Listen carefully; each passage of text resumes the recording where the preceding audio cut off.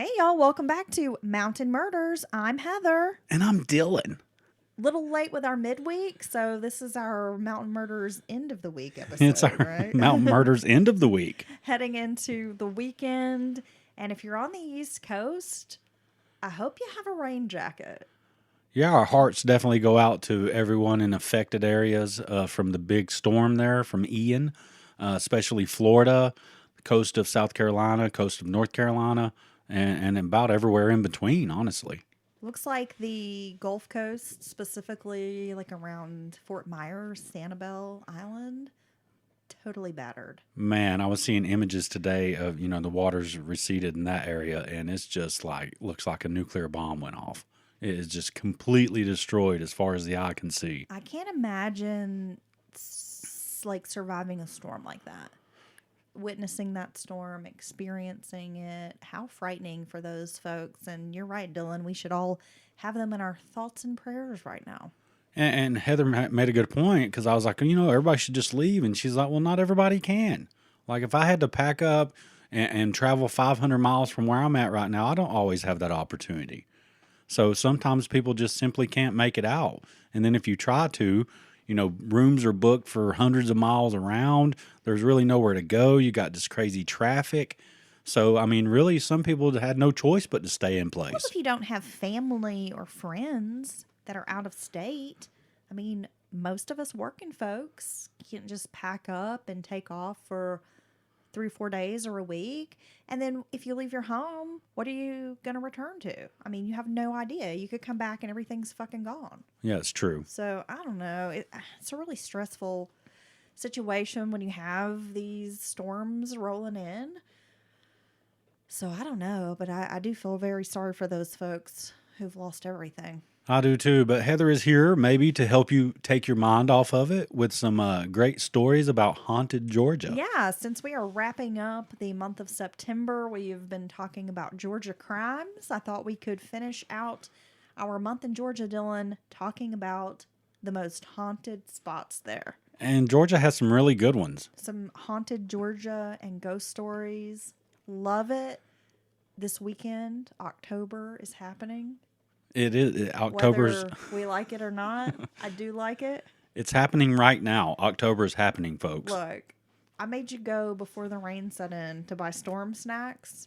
So I've got the most delicious, fresh apple cider. I heated it up in my microwave and put a cinnamon stick in it. Yeah. It's like a taste of spooky season in my mouth. How good is that? It's fucking good. So you're getting spooky right in your mouth, I huh? am. I'm loving it. And of Okay. course, Hocus Pocus 2 dropped today. Yeah. We fixing to watch that shit. We just rescreened the original, even though we've seen it 20 times, just to get in the mood. And we're going to watch number 2. And a lot of our Discord fams watching it tonight. So we'll discuss later. But we're totally excited about that. Are you ready to get into haunted Georgia, Dylan? I'm already there. Okay, the first haunted spot we are going to discuss is the Ellis Hotel, which is located in Hotlanta. On December 7th of 1946, the Weinkauf Hotel, as it was known then, which was in downtown Atlanta, went up in flames. And 119 of its occupants, including the owners, 76-year-old William Fleming Weinkauf and Grace Smith Weinkauf, were killed during the unbelievable tragedy. That hotel fire has gone down as one of the deadliest hotel fires in U.S. history. So with a history like that, Dylan, it's only fitting that ghost sightings occur here and folks have documented a lot of supernatural experiences. Well, yeah, you have that much, I think certainly you have that much tragedy and suffering in one spot that happens all of a sudden like that. I think you definitely get residual energies. So it doesn't surprise me that people have experiences here at this hotel.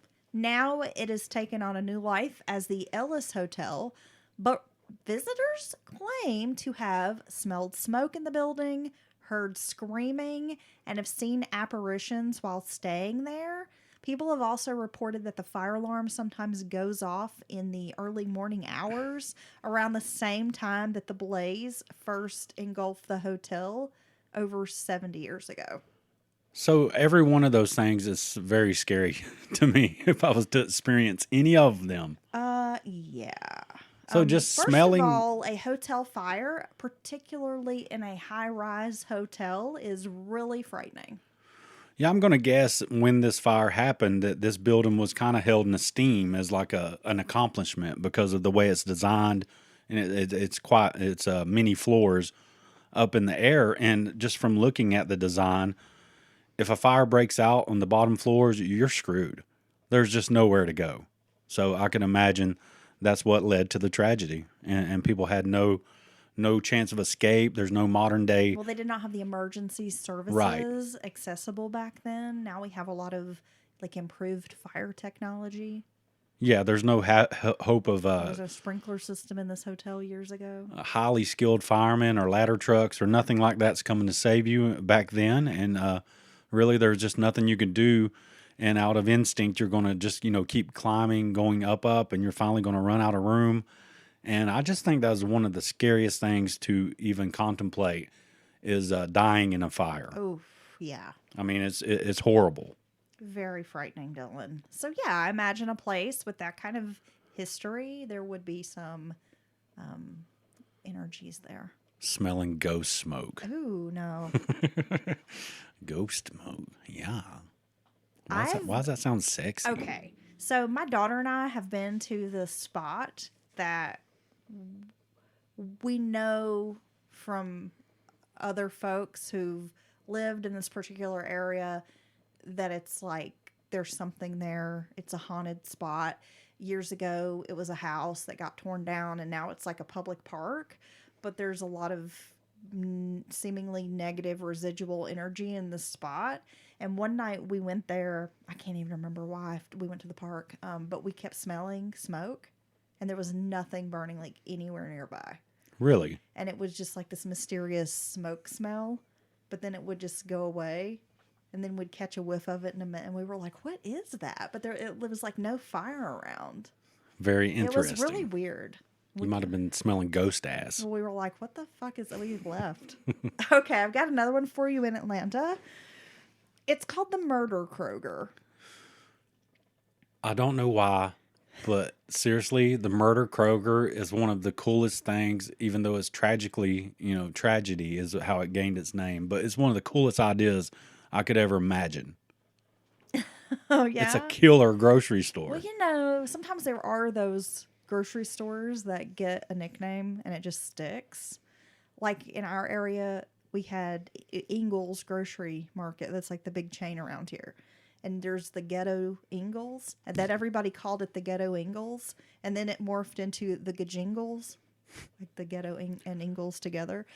But they redid it, and now it's like a really nice grocery store, but people still call it the Ghetto Ingles. To differentiate, so you know what Yeah. Ingles you're talking about? Yeah. Yeah, And you you're like, got. oh no, the ghetto one. And they're like, oh yeah, that, yeah. So once branded, it's hard to get away from. Once something becomes part of the kind of pop culture in the area, it's hard to get away from Let it, me give you right? the history of the Murder Kroger. Okay. It is a name given to a Kroger supermarket located at 725 Ponce de Leon Avenue in Ponce Highland, Atlanta. And it's been called this for decades. So the store opened, Dylan, in the 1980s. There's a parking lot that has been the scene of 2 fatal shootings and the discovery of a corpse. Okay. In 1991, a 25-year-old woman was shot and killed there. In 2002, the body of a man was found inside a car. And then in 2015, an Alabama man was shot and killed. Now, the 2015 murder occurred after the store had been renovated, and Kroger was trying to promote it as the Beltline Kroger. But this name just doesn't work for most people because they continue to call it the Murder Kroger. In January of 2016, Kroger announced that that location was going to be demolished and they were going to make way for this new mixed-use development with office space. You got the new Kroger, some expanded parking, and they were trying to call it 725 Ponce, right? But this Beltline Kroger, their rebranding is not working. People still call it Murder Kroger, and it's the name that like refuses to die. So what's funny to me is they actually had very intentionally tried to rebrand this place multiple times because that's how well known it is as Murder Kroger. Murder Kroger. Even the company, the business is trying to get people to call it something else by even coming in and raising the entire thing, putting in this big, nice, shiny new shopping center in essence. And people are still just like, oh, yeah, I'm going to go up there to the Murder Kroger. What the It's hell? like I just went to the Gajingles and bought some apple cider. We just went to the Gajingles. The Gajingles. Exactly. Dylan, I don't know what it is, but for me, there's something about lighthouses that have this spooky element. Do you agree? Oh, I totally agree. It's one of the more, I think you got abandoned old jails, you got lighthouses, old churches, Old hospitals. any asylum, especially during America's Orphanages. early year orphanages. I think these are all and lighthouses are right up there with all those places. And I think part of it is where they're located. They're very eerie. They're in kind of desolate. You got the ocean, the power of the ocean. So I think that's what leads to a. Yeah, and then I think you get the idea of like this lighthouse keeper, and they kind of lived there quietly, and I don't know. There's just something very spooky about a lighthouse. So when I hear a good haunted lighthouse story, I'm hooked. You have to talk about it. St. Simon's Island Lighthouse has been on the Georgia coast since 1872 when the U.S. government constructed it to replace an old one that was destroyed during the Civil War. About 8 years later, there was a violent episode that occurred there, and so it's become one of the South's most recognized ghost stories. A violent episode happened there. Yeah, you ready to hear about this? It's like that movie Lighthouse. It's so scary. That movie, I love it. It's so creepy. The idea of being taken to this very, isolated, desolate place and left, and there's no way out, and that like the resupply ship or whatever won't be back for 6 months or more. I mean that would take a very particular kind of person to want to live that life. Me. You? Me. All by yourself? Yes. Reading manuscripts by the candlelight? Well, Dylan, I would invite you to participate in my 6-month lighthouse keeper experience. I would go with you. Because I feel like as much as you annoy me, I do love you, and I could probably tolerate you for 6 months straight. You want me to labor for you. But I would I probably would get you to do the hard work. You want to be William Dafoe. Yeah. Is that right? Yeah. And you want me to be the young guy. Yeah, you can be Robert Pattinson. Oh, I get to be Robert Pattinson. He's hot in that movie. Like, meow. Yeah, if you want to go have sex with a weird mermaid creature, that's up to you, I guess. Now, whoa, you see you're crossing them up. I'm talking about the lighthouse. Now you're talking about cold skin. No, there's the part in the lighthouse with the mermaid. Oh, yeah? Oh, okay. Did you not see the movie? Yeah, I did. I can't remember now. Yeah. Cold Skin's another really creepy lighthouse movie. No, it totally is. So we've got this creepy lighthouse and an incident that happened in 1880 when the lighthouse keeper, a man named Frederick Osborne, along with an assistant, he kept the lighthouse operating 24 hours a day, 7 days a week. With their families, they shared quarters in the adjacent lighthouse keeper's house. Osborne lived on the ground floor while his assistant lived on the second floor. And there was a central stairway that kind of connected the two, the first and second floors. But trouble began when Osborne supposedly spoke in an inappropriate manner to the wife of his assistant. An argument ensued, and John Stevens, the assistant, shot Osborne. The keeper died from his wounds, and Stevens was arrested and charged with murder. After hearing the circumstances of the case, however, the jury acquitted him of all charges. It was not long after that. Strange reports of a ghost at St. Simon's Island soon began to appear in newspapers around the country. There was one particular account published in 1908 that described how the wife of the later keeper began to have problems with the mechanical parts of the lighthouse while her husband was away. Remembering that Frederick Osborne had once promised her that if she ever needed help, all he had to do was call. In her frustration, she called out to him and was like, well, get your ass over here and fix it. She heard a clink and a rattle, and saw a distinct figure of Mr. Osborne bending over the works. She fainted, and when she regained consciousness, she kept hearing the steady click click of the works all night, like he was continuing to help her. So she has, in essence, a ghost handyman.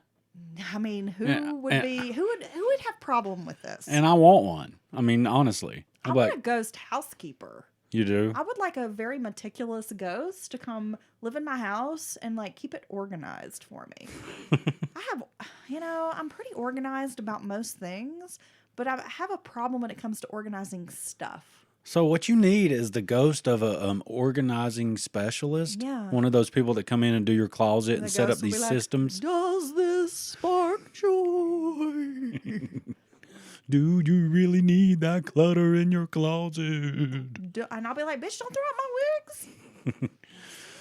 I wonder if we can seance this up, like this meticulous, amicable ghost housekeeper. Man, my luck is I'm just going to end up with a fucking ghost that's just as like lazy and unmotivated as me.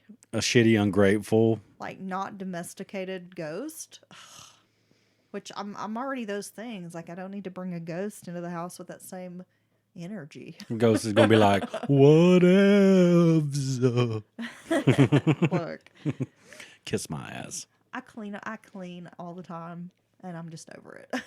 Hey, we clean constantly. I feel like I don't know why. How does it end up so messy? I feel like I'm never not cleaning. But it's just constant. You know I what know it a lot of is. people out in the world probably feel that way. It's 10 pounds of shit in a 2-pound bag, honey. I need a bigger house. That's what we need. You're absolutely right, Dylan. Can we discuss a ghost in Savannah? My favorite place. Savannah has just this. A lot of We've talked about it before. spoopy energy. I love it. A lot of spooky energy. It's right there on par with New Orleans, in my opinion. And I think it's an incredible place. It's a great place to go visit cemeteries and all that mess. So join Patreon right now so you can fund our move to Savannah. Over at patreon.com//Mount Murders Podcast. You can help us realize our dream. By moving to Savannah, and you'll make me so happy, and I'll be the happiest podcaster ever. Oh, and then we'll get them out on time, maybe. Exactly, right? Okay. I'll have all that good energy. The Old Pink House, Dylan, it's a Georgian-style mansion that was built in 1771. Right now, it is an elegant restaurant. It's located in historic Savannah's historic district, Reynolds Square. Originally, it was the home of a guy named Joseph Habersham Jr. What a name. I love the last name Habersham. It sounds very, important. It does. Right? So Joe Jr., who built the house, he lived there until he died in 1802. But today, like I said, it's a restaurant. And it's kind of known for having this very delicious Southern style cuisine with a modern twist. Oh, which is like every restaurant we love. I love the modern twist. We love a good Southern restaurant with a modern twist. It's comfort food that won't kill you, right? Yes, but one of the main attractions to the Old Pink House is the ghosts that draw people from all over the world to visit. The most often seen apparition is that of old Habersham himself. Oh, Joe, old Joe. He's said to appear between October and March. Others have seen a man dressed in a revolutionary style clothing, which I don't know if they mean like a uniform or just that Era period. clothing. Oh, okay. Like 1700s era clothing. Sitting at the end of the bar, he disappears when people turn their back on him. The ghosts of slave children are perhaps one of the most disturbing sights for folks. They're described as mischievous apparitions. Sometimes they lock patrons in the downstairs bathrooms. No. And waitresses at the restaurant often encourage guests to use the upstairs restroom so they don't get locked in. Now, would you go visit this place? I know you would. Hell yeah. You and James would go hang out there. Yes. Okay.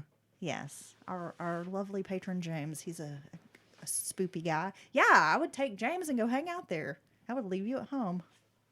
James Well, and I would have like the sassiest weekend ever. and I'm okay with that I know. because, I mean, that's fine because I think James rocks. Okay. Let's talk about Oakland Cemetery. We're back in Atlanta. Now, this was originally called the City Burial Place. It's the final resting place of close to 70,000 people. And I know our next trip to Atlanta, I'm making you go to Oakland Cemetery. Yeah, I've got to because looking at some of these images of it, it's right up our Oh, alley. yeah, the photo, like, it looks super cool. I'm a tapophile. Tapophile. It means I love to do cemetery photography and love to hang out Oh. in cemeteries. There's a word for it. Yeah. So we got to go because it looks beautiful. I just love the ones that have the big ornate, like little mini Yes. mausoleums and stuff, Love it. and the spires and the statues and the Also, I craftsmanship. just really love the old headstones from like the 1700s, like the historic headstones. The craftsmanship cool. always just blows me away. Well, this cemetery is sprawling. It's a 40-acre cemetery, so they're quite huge. There are tons of famous people buried there, governors, generals, famous Georgia residents. But there's also a lot of angry and friendly spirits, according to those who visit there. It is said that on the Confederate side of the burial grounds, people have heard names being called out, like a military roll call. Responses to the names being called have also been heard. Now, we went to that cemetery, was it Lawrenceburg, Virginia? Lynchburg, Virginia? Lynchburg, yeah. And it had a lot of soldiers, Yes. and it had slaves. Yeah, I feel and like it that was really old It cemetery. was like the oldest cemetery in Lynchburg, I think. That was an incredible place. It was. certainly had a strong energy. Yeah, for real. So, like I said, they hear a military roll call. They hear folks responding to this roll call. Other disturbing sights include visitors seeing a Union soldier being hung from a tree and the sight of Jasper Newton Smith rising out of his statue in the middle of the night to watch over the cemetery. Now, what would you do if you saw something rising up out of a statue, ghost-like, being like, boo, and just hanging out and like watching, just perched up there? I don't know. But I Could you feel like handle it? I feel like I might pee my pants. I'm not going to lie. That's I like, might pee my that's like pants. a pants peeing moment. Yeah, old Dylan Pissy Pants.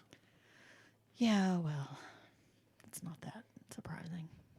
You are a pissy pants. Well, I haven't pissed myself in a very long time. Well, that's You good. take that back.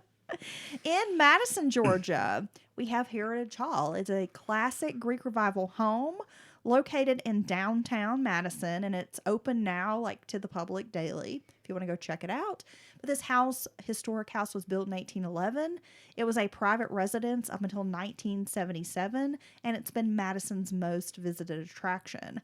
So while a lot of people go just to explore the beautiful mansion, people see ghosts all the time, Dylan. On the fireplace in the room, there's an indelible mark, as it is described. Oh, wow. Yeah. So it looks like a woman holding a baby, and many people say they feel the spirit of this woman in the room and they feel her presence. A young man who visited the house heard a woman speaking to him, but nobody was there. Others report seeing a woman named Virginia lying on the bed. The bedroom where her soul seems to live has been deemed the ghost room, and a lot of people prefer not to go in there. Some hear the sounds of a baby crying, and it's like super creepy, and it makes them, like, when they hear the baby crying, they run out of the room and like run out of the building. Yeah, you know, disembodied babies and kids' voices, it's always going to be creepy. The famous ghost there, this woman, her name is Virginia Nisbet, and she's apparently died in this master bedroom back in 1851 while she was giving birth. And yeah, so she likes to creep around in this room. She don't want people in there in her business. And so people, it sounds like to be fairly active.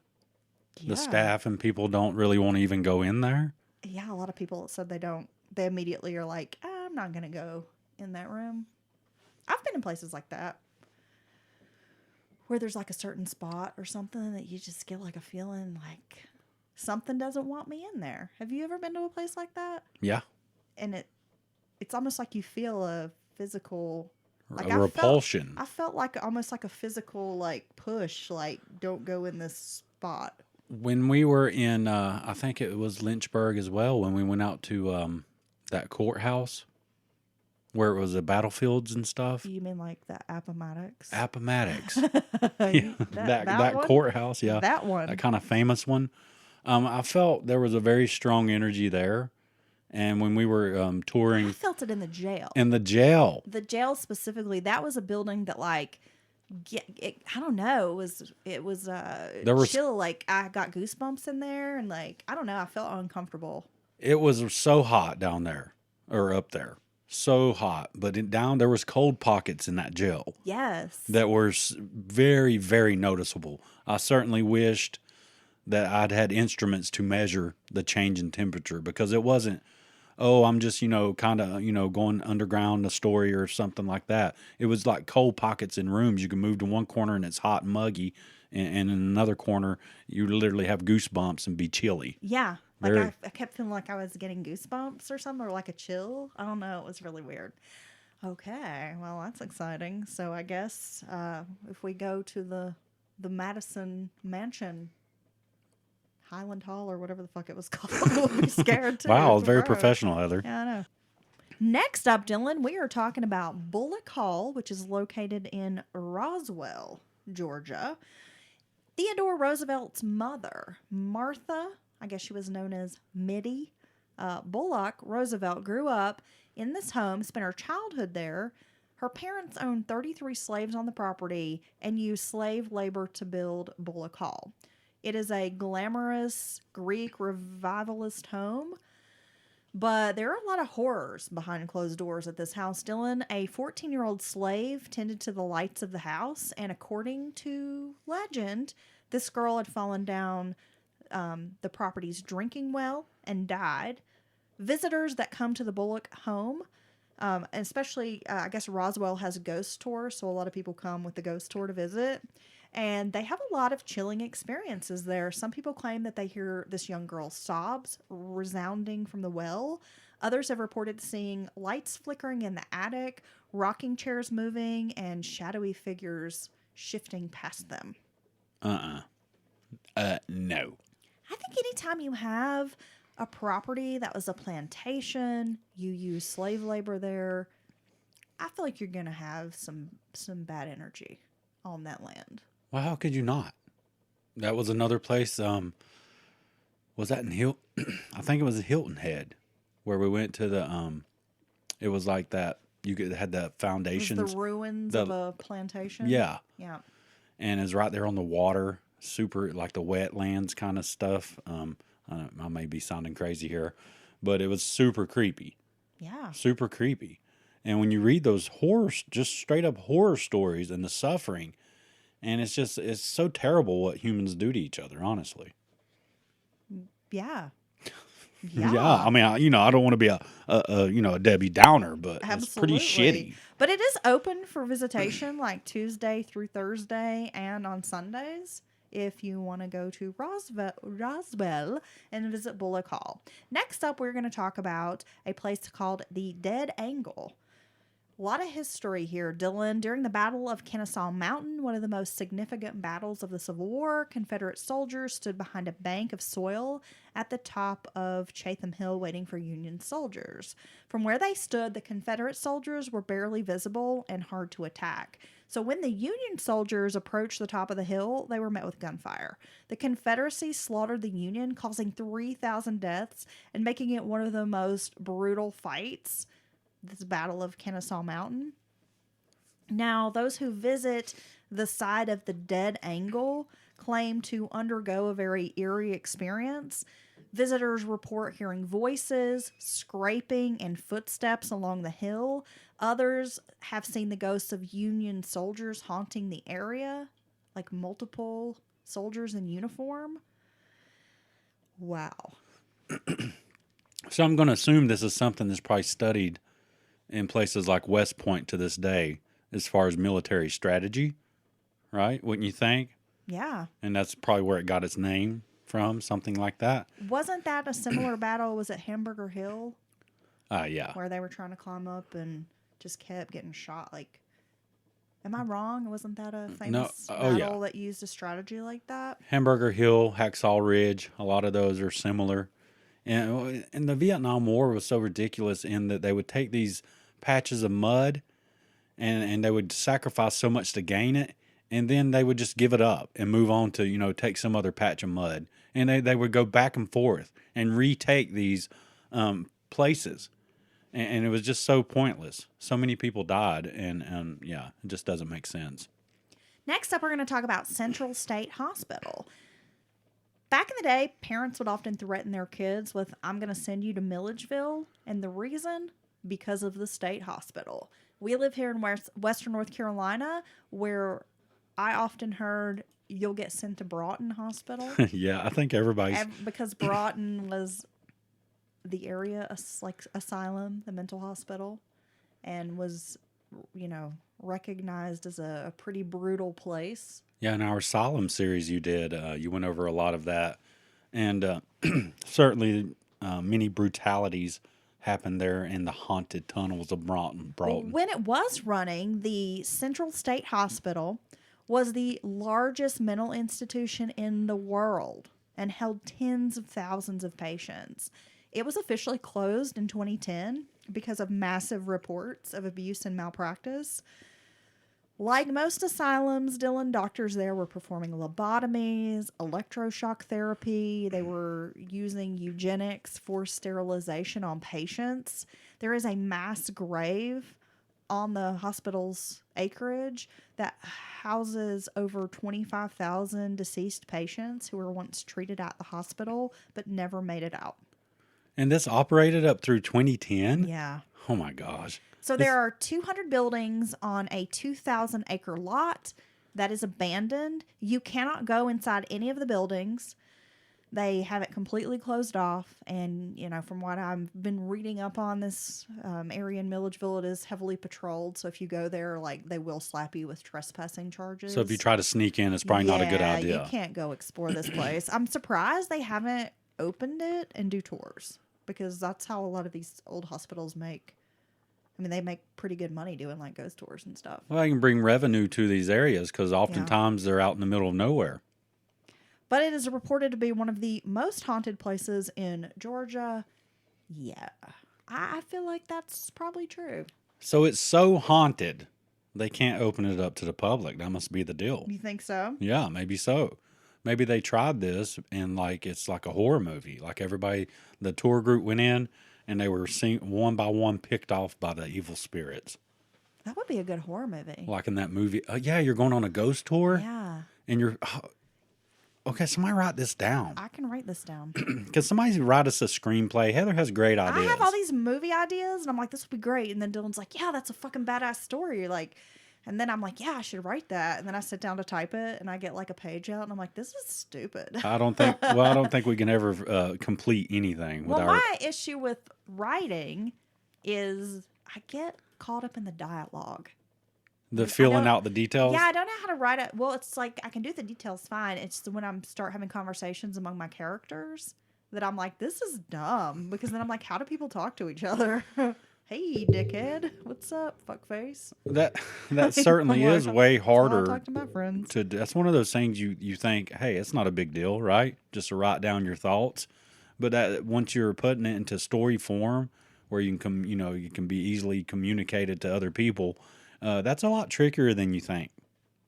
Let's talk next about the Hay House, which is located in Macon, Georgia. It is an 18,000 square foot mansion. That's huge. Fancy. It actually had the town's first walking ghost tour back in 2016. It was declared a National Historic Landmark in 1974 for its unique architectural style. The house has actually only had 2 families live there in its entire existence. It was built in 1855. Now it is a museum open to the public, but visitors experience an array of haunted activity, Dylan, including noises, seeing ghosts, and witnessing inanimate objects moving around mysteriously. In 2010, there was a photographer there photographing a wedding who happened to capture what they claim is a ghost on camera, creeping around in the background, and it was sporting a top hat. So at least it was appropriately dressed for the wedding. I appreciate that. The Hay House Ghost. The Hay House Ghost. Next up in Rutledge, Georgia is Camp Daniel Morgan.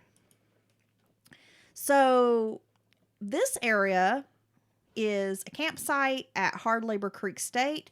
The campsite there was actually filmed for the slasher movie franchises, Friday the 13th Part 6, which is kind of cool. It was shot at Camp Daniel Morgan in the 1990s, and if you show up today at the campsite, you would notice that it's pretty freaky, very similar to the fictional Fictional. You're just making words up at this Dude, point. I'm a little out of it right now. This fictional Camp Forest Green, although it's not necessarily haunted, people do feel like it's pretty creepy there. Just there's an uneasy feeling, and maybe that's because it was the site of the Jason movie. So, The Hay House is an incredible place. I mean, it's just beautiful. we need to go there. I would love to visit it. I want to go visit some of these old mansions. I want to go to the Bullock House. The next up is our last one that we'll be discussing today, Dylan, and that is the Sorrel Weed House in Savannah. It is considered one of the most haunted buildings in Georgia. The Sorrel Weed House? Yeah. It's an official state landmark in Georgia. It was constructed during the latter half of the 1830s and was the childhood home of Brigadier General Moxley Sorrel, who fought under the Confederacy. The owner of the home, Francis Sorrel, was also good friends with General Robert E. Lee, who visited this house on many locations. So, in addition to the heavy Civil War energy and history hanging around the house, the Sorrel Weed House has a legend that suggests that two people lost their lives in the house. Francis Sorrel's mistress, a woman named Molly, and his wife, Matilda, who many say threw herself off the balcony and died on the property. The grounds are also soaked with blood from the battles of the American Revolution and the Siege of Savannah. So it's probably not the most relaxing spot because you do have this bloody history and then these two alleged deaths that happened on the property. So, Oh my gosh. Sorrel Weed House. Dude, there's images of the ghost. At the Sorrel Weed House? Yeah. Creepy. And it's creepy. Well, what's it look like? Describe it. Well, it's you have a tour group look like walking through. Someone took a picture in a mirror, and there's like this extra person just off to the right. Dude, I see the picture now that you're talking about it. And Yeah? this person looks not modern. No, they look very not modern. Weird. I want to go. Well, that's all the more reason to take me back to Savannah, baby. Will you take me to some of these spooky places we talked about? Let's do it. I just want to go have a spooky week. Let's just take off tomorrow and go to Atlanta and visit the cemetery. We should do that. We should do that. In the pouring rain. Fuck, I don't care. Let's do it. Let's be out. All right. So there were some spooky spots in Georgia. If you're down south, maybe you might want to go visit some of these places in October. I'm gonna. And no matter where you are, maybe you can plan your Georgia road trip. You might see us there if you go to some of these places. Morbid tourism. Because we're just going to be hanging out, chilling, getting all spooked up. Okay, so this weekend we will be traveling to North Carolina with the podcast all month long. October, we will be covering stories from our home state, the And capital state. we won't say kakalaki too many times. No. You might hear a go heels out of me, though. Yeah, go heel, screw Duke. No, actually, the case that we're working on, Dylan, there's some ties to college football. Okay. This case that they're big. The victim and the perpetrator, the alleged perpetrator, were both big football fans. So we're going to be talking a little bit about football this weekend. Nice. It's a pretty interesting case. So I can't wait till Sunday when we drop the episode. I think our listeners are going to enjoy this upcoming case. Again, heading into North Carolina. So we got a lot of creepy stories here. Man, I'm getting pumped up now. I know. Like, We seriously. got some good ones to talk about this month. So again, we hope this podcast finds everyone safe and maybe can take your mind off of things if you are in an affected area from Ian. And we really appreciate everyone for listening. And we will be back with this week's episode. Yeah, on Sunday, we'll be dropping a brand new true crime episode. Don't forget to follow us. Our new Instagram, we're locked out of the old account, is at Appalachian True Crime. So if you type in Appalachian True Crime, you should find Mountain Murders there. And of course, we have our TikTok and Twitter where you can follow us. Those are our social media accounts. And if you want to drop us a listener story, we are collecting some great stories from folks heading into spooky season. If you've got a fucking weird ass story, send it to us. mountainmurderspodcast@gmail.com. Let us know if you want to remain anonymous or if you want to include your name in the story. Either way, we'll do what you ask, but we would love to hear from you and love to hear your spooky, weird, unexplainable, or maybe you just have a really fucking funny story you want to share with us. Yeah, we do it all. We do it all. We not only does it help Heather out with some content, we absolutely love listener stories and getting to know you all a little bit better. So just send those in. If you've been thinking about it and you think it's a good story, send it in. I bet it is. We bet 100% that it is. And people love to hear your stories. And we love to read them on air. So definitely send us an email. Again, that's mountainmurderspodcast@gmail.com. Dylan, let's wrap it up. I have some more hot apple cider to drink. You want to go eat them brownies. I want to watch Hocus Pocus 2. Me too. Bye.